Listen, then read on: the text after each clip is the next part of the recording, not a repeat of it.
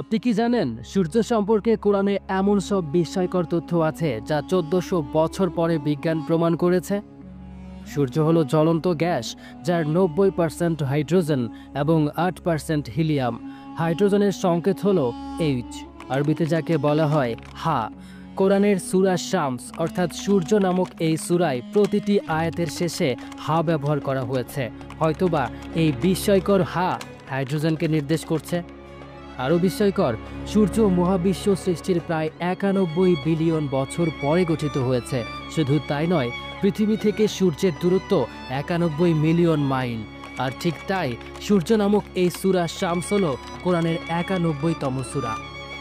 আবার আমরা যদি লক্ষ্য করি, পৃথিবী ও সূর্যের মধ্যে গড় দূরত্ব 15 কোটি কিলোমিটার এবং সূর্যের কেন্দ্রের তাপমাত্রা প্রায় 15 মিলিয়ন ডিগ্রি সেলসিয়াস।